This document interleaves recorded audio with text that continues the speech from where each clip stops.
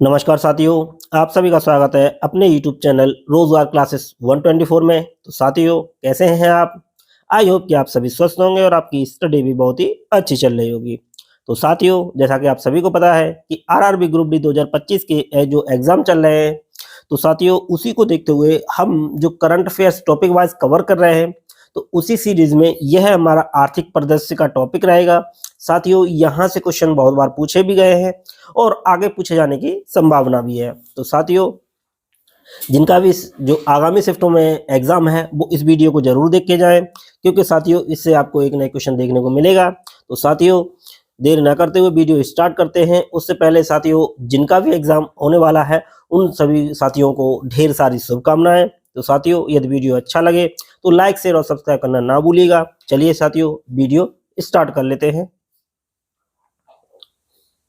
देख लेते हैं साथियों आर्थिक परिदृश्य।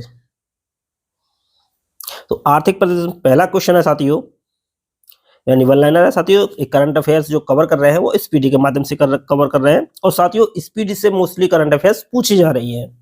तो पहला है कि हिंदुस्तान शिपयार्ड लिमिटेड को कौन सी कंपनी का दर्जा मिल गया है? मिनी रत्न कंपनी का दर्जा मिल गया है। किस कंपनी को? हिंदुस्तान शिपयार्ड लिमिटेड को। और नेक्स्ट है साथियों, तेलंगाना सबसे ज्यादा यूपीआई ट्रांजैक्शन करने वाला राज्य बन गया है, यानी भारत का सबसे ज्यादा ट्रांजैक्शन करने वाला राज्य कौन सा है? वो है साथियों यूपीआई ट्रांजैक्शन तेलंगाना। नेक्स्ट है कि भारत में महिला कार्यबल की जो भागीदारी है वो 2023-24 में बढ़कर कितनी हो गई थी? तो ये हो गई थी साथियों 42-42। और नेक्स्ट है 16वें वित्त आयोग का कार्यकाल कब तक बढ़ा दिया गया है साथियों? तो वो बढ़ा दिया गया 30 नवंबर 2025 तक। और नेक्स्ट देख लेते हैं साथियों, डीबीएस बैंक को एशिया का सबसे सुरक्षित बैंक घोषित किया गया है। साथियों इंपॉर्टेंट है, एशिया का जो सबसे सुरक्षित बैंक किसे घोषित किया गया है? तो वो साथियों किया गया डीबीएस बैंक। कोई एसबीआई और वो बैंक नहीं है, एचडीएफसी बैंक। कौन सी बैंक है साथियों? डीबीएस बैंक को एशिया की सबसे सुरक्षित बैंक घोषित किया गया है। नेक्स्ट है कि आरबीआई ने भुगतान नियामक बोर्ड की स्थापना की है। तो आरबीआई ने किसकी स्थापना की है? कौन से बोर्ड की? भुगतान नियामक बोर्ड की स्थापना की है। चलिए नेक्स्ट देख लेते हैं, केदारनाथ रोपवे का जो प्रोजेक्ट है वो किसे मिला है? तो केदारनाथ रोपवे का जो प्रोजेक्ट है वो मिला है साथियों अडानी ग्रुप को। और नेक्स्ट है कि भारत ने आभूषण व्यापार को मजबूत करने के लिए जेद्दा यानी सऊदी अरब में सऊदी अरब ज्वेलरी प्रदर्शन साजेक्स 2025 की शुरुआत की है। तो साथियों, भारत ने आभूषण व्यापार को मजबूत करने के लिए जेद्दा में सऊदी अरब ज्वेलरी प्रदर्शनी साजेक्स 2025 की जो है शुरुआत की है। किसने? भारत ने। नेक्स्ट है कि आरबीआई ने 13 सितंबर 2025 को महान गायक डॉक्टर भूपेन हजारिका की जन्म शताब्दी के अवसर पर 100 रुपये का स्मारक सिक्का जारी किया है। ये इंपॉर्टेंट है साथियों, मोस्ट इंपॉर्टेंट है।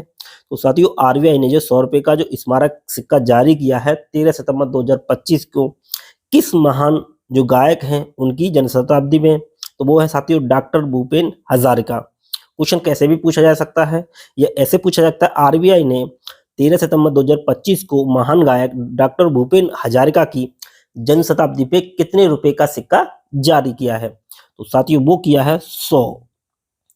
नेक्स्ट है कि यूपीआई से प्रतिदिन ट्रांजैक्शन को बढ़ाकर 10 लाख रुपए कर दी गई है। तो यूपीआई से जो प्रतिदिन ट्रांजैक्शन को बढ़ाकर कितनी कर दी गई है? 10 लाख रुपए ट्रांजैक्शन कर सकते हैं।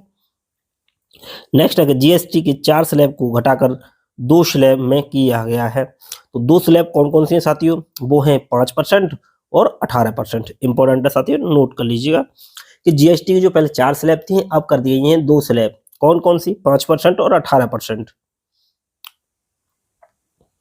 नेक्स्ट साथियों, अगस्त में बेरोजगारी की जो दर है वो घटकर कितनी रह गई? तो वो साथियों 5.1% रह गई है, यानी अगस्त में बेरोजगारी की दर घटकर 5.1% हो गई है।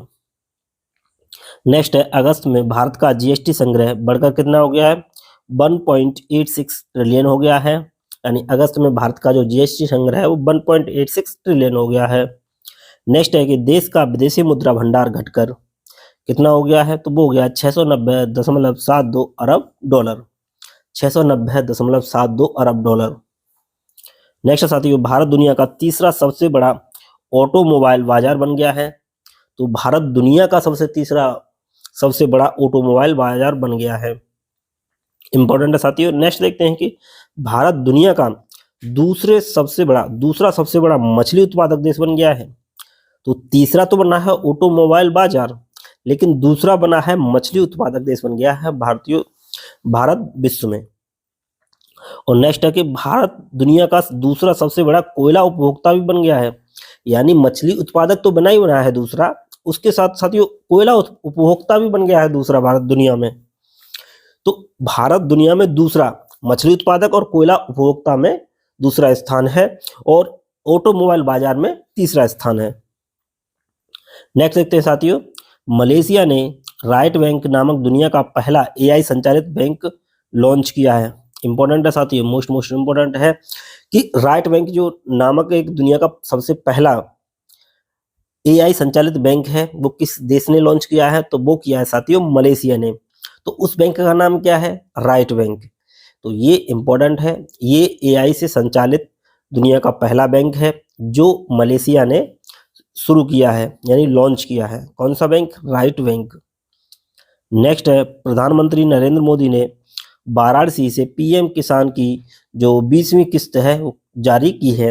इंपॉर्टेंट है साथियों, पूछा जा चुका है क्वेश्चन कि प्रधानमंत्री नरेंद्र मोदी ने पीएम किसान की जो 20वीं किस्त थी वो कहां से जारी की थी, तो वो की थी साथियों वाराणसी से। इंपॉर्टेंट है, आप इसको हाईलाइट लगा लीजिए, पूछा जा चुका है और आगे भी पूछने की संभावना है। नेक्स्ट साथियों, टेस्ला ने मुंबई के बांद्रा कुर्ला कॉम्प्लेक्स में अपना पहला भारतीय शोरूम खोला है। तो टेस्ला ने कहा खोला है, मुंबई के बांद्रा कुर्ला कॉम्प्लेक्स में। नेक्स्ट देखते हैं साथियों, केंद्र सरकार ने पीएफ खाताधारकों के लिए ऑटो सेटलमेंट सीमा को बढ़ाकर कितना कर दिया है, 5 लाख कर दिया है साथियों। नेक्स्ट देखते हैं कि ग्लोबल फाइनेंस मैगजीन द्वारा एसबीआई को 2025 का विश्व का सबसे सर्वश्रेष्ठ उपभोक्ता बैंक घोषित किया गया है। तो ग्लोबल फाइनेंस मैगजीन द्वारा एसबीआई को विश्व का सबसे सर्वश्रेष्ठ उपभोक्ता बैंक घोषित किया गया है। और नेक्स्ट है कि बिहार में चुनाव से पहले नीतीश कुमार 125 यूनिट तक मुफ्त बिजली की घोषणा की गई है। यानी बिहार में चुनाव से पहले नीतीश ने घोषणा की है कि 125 यूनिट तक बिजली जो है बिहार में मुफ्त दी जाएगी। चलिए नेक्स्ट देखते हैं कि टाटा ग्रुप देश का सबसे वैल्यूएबल ब्रांड बन गया है। तो देश का सबसे वैल्यूएबल ब्रांड जो बन गया है वो कौन सा बन गया है, टाटा ग्रुप बन गया है। नेक्स्ट है कि डूल्स भारत की पहली पेट फूड यूनिकॉर्न बनी है। तो पेट फूड यूनिकॉर्न कंपनी कौन बनी है, भारत की पहली डूल्स। चलिए नेक्स्ट देखते हैं, केंद्र सरकार ने पीएफ खाताधारकों के लिए ऑटो सेटलमेंट, ये देख चुके हैं साथ ही 5 लाख रुपए है। नेक्स्ट है कि फ्लिपकार्ट आरबीआई से एनबीएफसी लाइसेंस पाने वाला पहला ई कॉमर्स प्लेटफॉर्म बना है। तो आरबीआई से एनबीएफसी लाइसेंस पाने वाला पहला ई कॉमर्स प्लेटफॉर्म कौन बना है साथियों, तो वो बना है फ्लिपकार्ट। इंपॉर्टेंट है, पूछे जाने की संभावना है कि साथियों ग्रुप डी में जो करंट अफेयर्स है वो अच्छे लेवल की आ रही है और मोस्टली क्वेश्चन पूछे जा रहे हैं। तो ये कौन बना है साथियों, ये बना है फ्लिपकार्ट। नेक्स्ट है India post payment bank. India post payment bank ने डिजिटल भुगतान पुरस्कार 2024-25 जीता है। तो साथियों डिजिटल भुगतान पुरस्कार किसे मिला है, तो ये मिला है इंडिया पोस्ट पेमेंट बैंक को। 2024-25 का जो डिजिटल भुगतान पुरस्कार है वो दिया गया है। नेक्स्ट है, भारत जापान को पीछे छोड़कर दुनिया की कौन सी बड़ी अर्थव्यवस्था बन गया साथियों, तो वो बन गया है चौथी। इंपॉर्टेंट है साथियों, मोस्ट इंपॉर्टेंट है कि भारत जो है अब विश्व में जो अर्थव्यवस्था के मामले में चौथे स्थान पे आ गया है। उसने क्या है, जापान को पीछे छोड़ दिया है। नेक्स्ट, सरकार ने स्टार्टअप के लिए ऋण गारंटी बढ़ाकर 20 करोड़ रुपए की कर दी गई है। चलिए नेक्स्ट देखते हैं साथियों। नेक्स्ट है साथियों, ये भी मोस्ट इंपॉर्टेंट है कि भूटान क्रिप्टो भुगतान को पर्यटन में अपनाने वाला पहला देश बन गया है। यानी भूटान एक ऐसा देश है विश्व में जो क्रिप्टो भुगतान को पर्यटन में अपनाने वाला पहला देश है। तो कौन है साथियों, भूटान। नेक्स्ट है, भारत दुनिया का तीसरा सबसे बड़ा वाहन निर्माता बन गया है।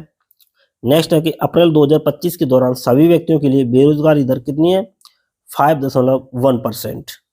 जबकि शहरी क्षेत्रों में यह कितनी है दर है? तो 6.5% और ग्रामीण क्षेत्रों में 4.5%। तो साथियों ये ओवरऑल जो दर है तो ओवरऑल है सभी व्यक्तियों के लिए, लेकिन शहरी के लिए कितनी है? 6.5 और ग्रामीणों के लिए उससे 2 कम है, यानी 4.5% कम है। नेक्स्ट है रेजर पे ने डिजिटल भुगतान में क्रांति लाने के लिए टर्बो यूपीआई प्लगइन लॉन्च किया है। तो किसने किया है? रेजर पे ने किया है।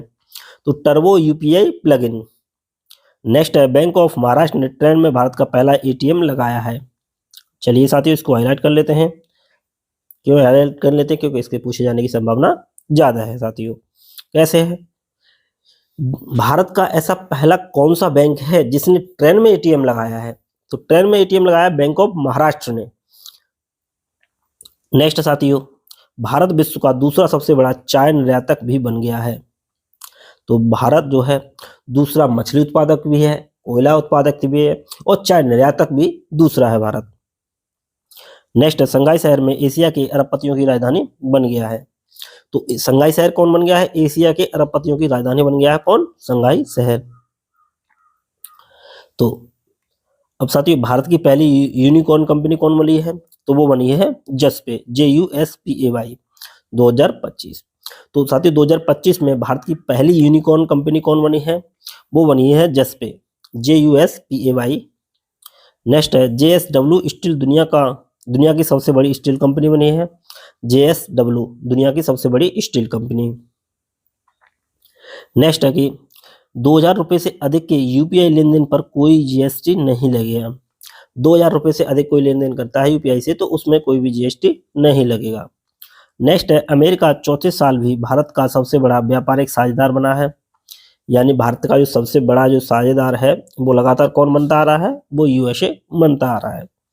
नेक्स्ट है कि एसबीआई ने वैकल्पिक बैंकिंग चैनल अपनाने को बढ़ावा देने के लिए ग्राहक मित्र तैनात किए हैं। तो ग्राहक मित्र किसने तैनात किए हैं? एसबीआई ने। नेक्स्ट देखते हैं साथियों, एसबीआई ने नई दरों के साथ अमृत वृष्टि एफडी योजना को पुनर्जीवित किया है। तो अमृत वृष्टि किससे संबंधित है? एसबीआई से संबंधित है। नेक्स्ट देखते हैं कि केंद्र सरकार ने सांसदों के वेतन और पेंशन में कितने % की वृद्धि की है? साथियों वो की है 24% की वृद्धि। तो केंद्र सरकार ने सांसदों के जो वेतन और पेंशन में कितने % की वृद्धि की है? तो वो की है 24% की। नेक्स्ट है कि बैंक ऑफ बड़ौदा ने महिलाओं के लिए global women NRE and NRO saving account launch किया है। तो साथियों किस बैंक ने किया है वुमेन के लिए? तो वो किया है साथियों बैंक ऑफ बड़ौदा ने। तो महिलाओं के लिए global women NRE and NRO saving account launch किया है। नेक्स्ट साथियों DMRC ने ब्लू डार्ट के साथ शहरी माल ढुलाई की सेवा शुरू की है। किसने की है? DMRC ने। किसके साथ? ब्लू डार्ट के साथ। चलिए साथियों नेक्स्ट देखते हैं, RBI को लंदन स्थित सेंट्रल बैंकिंग द्वारा डिजिटल परिवर्तन पुरस्कार से सम्मानित किया गया है। इंपॉर्टेंट है साथियों, 5 स्टार लगा लीजिए इस पे। डिजिटल परिवर्तन पुरस्कार जो दिया गया है वो किसको मिला है? तो वो मिला है RBI को। किसके द्वारा दिया गया? लंदन में जो इससे सेंट्रल बैंकिंग के द्वारा दिया गया है। इंपॉर्टेंट है, डिजिटल परिवर्तन पुरस्कार किसको मिला है? तो वो मिला है RBI को। नेक्स्ट है कि 19वीं वेल्थ रिपोर्ट 2025 के अनुसार भारत संयुक्त राज्य अमेरिका, चीन और जापान के बाद चौथी अर्थव्यवस्था, यानी पहले स्थान पे कौन है? यूएसए, दूसरे पे कौन है? चीन और तीसरे पे कौन है? जापान। तो जापान के बाद भारत कौन सा बना है? चौथे नंबर पे बना है। यानी जो वेल्थ रिपोर्ट है 2025 के अनुसार तो भारत जो है संयुक्त राज्य अमेरिका, चीन और जापान के बाद चौथा सबसे बड़ा वैश्विक धन केंद्र बन गया है। और चौथी अर्थव्यवस्था किसको पछाड़ के बना है? वो बना है जापान को। लेकिन जो वैश्विक धन केंद्र में जो भारत का जो स्थान है वो जापान के बाद है। यानी यूएसए, चीन और जापान के बाद चौथा स्थान है। हालांकि चौथी अर्थव्यवस्था भी है। नेक्स्ट है कि IRCTC और IRFC 25वीं और 26वीं नवरत्न कंपनी बन गए हैं। तो 25वीं नवरत्न कंपनी है IRCTC और 26वीं जो नवरत्न कंपनी है वो है IRFC। नेक्स्ट है बिमटेक ने डिजिटल करेंसी बिम कॉइन को लॉन्च किया है, यानी शुरुआत की है। तो बिम कॉइन की शुरुआत किसने की है? बिमटेक कंपनी ने। नेक्स्ट है कि भारत 2027 तक उच्च आय वाला देश बनेगा। तो एक टारगेट क्या है साथियों कि भारत 2027 तक उच्च आय वाला देश बनेगा। तो कब तक बनेगा? 2027 तक। तो भारत के जो आगामी लक्ष्य हैं साथियों उनसे क्वेश्चन पूछे जाते हैं। हमने जो है अपने चैनल पे वीडियो अपलोड कर दिया है, तो आगामी लक्ष्यों को आप जरूर देखें, वहां से पूछे जाने की संभावना बनी रहती है। नेक्स्ट है भारत रिजर्व बैंक ने आरबीआई डाटा को ऐप लॉन्च किया है। तो आरबीआई डाटा किसने लॉन्च किया है? वो आरबीआई बैंक ने किया है, क्योंकि आरबीआई डाटा उसी में आरबीआई डाटा में आरबीआई बैंक का नाम छिपा हुआ है, तो एक लॉन्च किया है ऐप।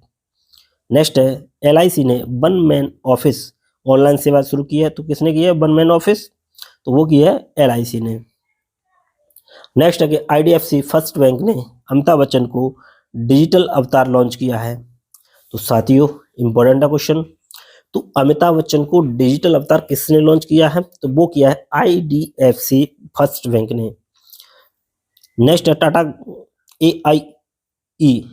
एआईए लाइफ इंश्योरेंस में शुभ मुहूर्त नामक एक जीवन बीमा समाधान लॉन्च किया। तो टाटा एआईए ने। नेक्स्ट देख लेते हैं साथियों, एसबीआई ने वित्तीय समावेशन को बढ़ावा देने के लिए हर घर लखपति और एवीआई पैट्रॉन्स योजना शुरू की है। तो किसने की है? एवीआई पैट्रॉन्स और हर घर लखपति योजना, वो की है एसबीआई ने। नेक्स्ट है कि मैक्स लाइफ ने नाम बदलकर एक्सिस मैक्स लाइफ इंश्योरेंस कर दिया है। तो मैक्स लाइफ इंश्योरेंस का अब जो नया नाम है वो क्या हो गया है? Axis max life insurance. और नेक्स्ट है साथियों आरबीआई ने बिना गारंटी कृषि ऋण की जो सीमा है वो कितनी कर दी है? वो 2 लाख रुपए कर दी है, यानी कोई गारंटी नहीं है तो कृषि जिसको ऋण है तो वो कितना है? 2 लाख रुपए ले सकता है। नेक्स्ट है भारत की जीडीपी वित्त वर्ष 2025 में तो कितनी हो गई है? 6.8 बढ़ने का अनुमान है। तो जो भारत की जो जीडीपी है वो वित्त वर्ष 2025 में जो जीडीपी है कितना रहने का अनुमान है? 6.8%। नेक्स्ट है आरबीआई ने वित्तीय धोखाधड़ियों के खिलाफ म्यूल हंटर AI नामक AI टूल इस्तेमाल करने की शुरू किया है। तो वो किसने किया है? आरबीआई ने। तो कौन है? मूल हंटर AI। तो साथियों यह वीडियो यहीं समाप्त करते हैं। यदि आपको वीडियो अच्छा लगे तो लाइक शेयर और सब्सक्राइब करना ना भूलिएगा। Thanks for watching.